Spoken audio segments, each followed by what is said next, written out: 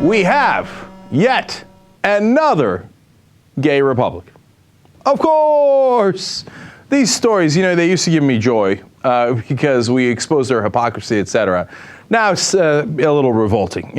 We've seen it a million times. There's a guy by the name of Phillip Hinkle. He is a representative, and he has decided from Indianapolis, and he has decided that he was going to go ahead and answer a call on Craigslist for M for M, meaning men for men, and try to get a 20-year-old, who, by the way, turned out in reality to be 18 years old, to come sleep with him in a hotel room.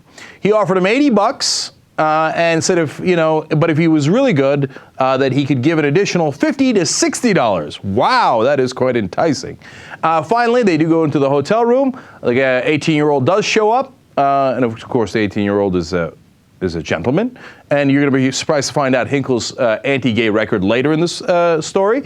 And Hinkle is in a towel.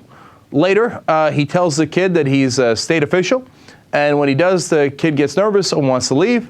At that point, Hinkle removes his towel and starts grabbing at the kid, okay, and shows him his penis, obviously. All right, very classy.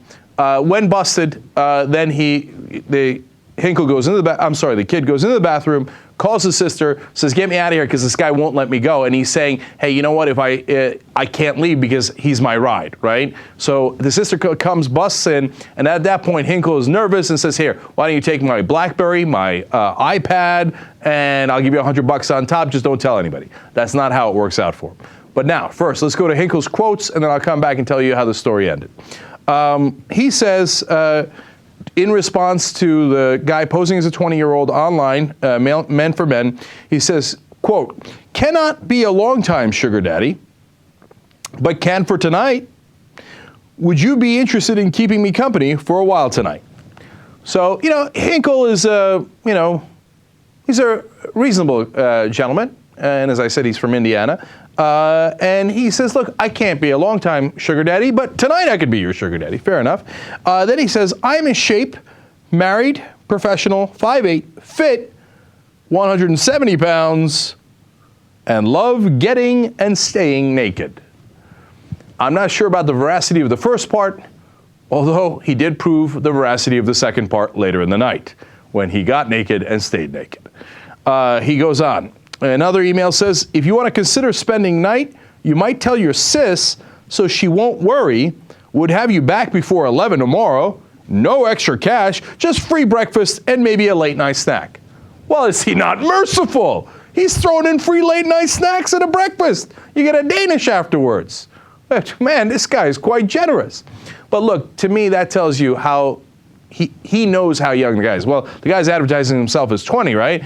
But the kid has trouble leaving the house, needs a ride, and says, "Don't worry, we'll tell your sister a good story and I'll have you back."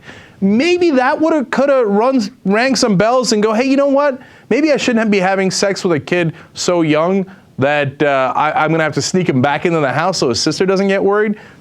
Especially when I'm a Republican who's run on a anti-same-sex marriage platform, which of course Hinkle has.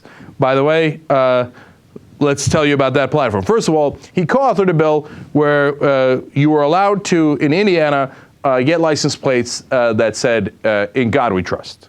Okay, great. Okay, in God we trust, unless we're in a Marriott somewhere with a towel for the first half of the altercation and no towel the second half.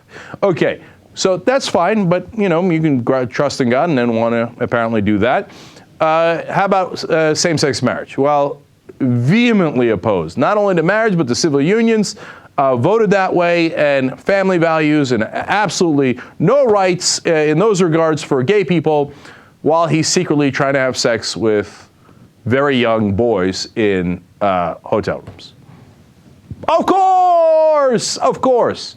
So how does this story end? Well, as I told you, the sister comes in, busts him, and now they've got his BlackBerry, they've got his iPad, because he just gave him everything. Please don't say anything. And they're leaving, and his wife calls on his cell phone. The sister picks up the phone and says, "Yeah, your husband's gay, and he was just trying to have sex with my younger brother." So she says, "Oh, you got the wrong number." He says, "Oh, yeah? Well, let me read you the emails from his account." She reads the emails, and the wife goes, according to the sister, says, "Okay, I'll give you $10,000. Don't tell anybody." Oops. All right, so that's enough of a disaster. Later, the brother-in-law, or the son-in-law, I should say, calls in and says, oh, we don't believe you have those emails.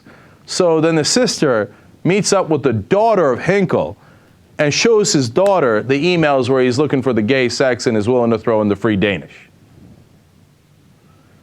And once Hinkle finds out that all of this has happened, he's talking to the sister, and he says, quote, "You just ruined me."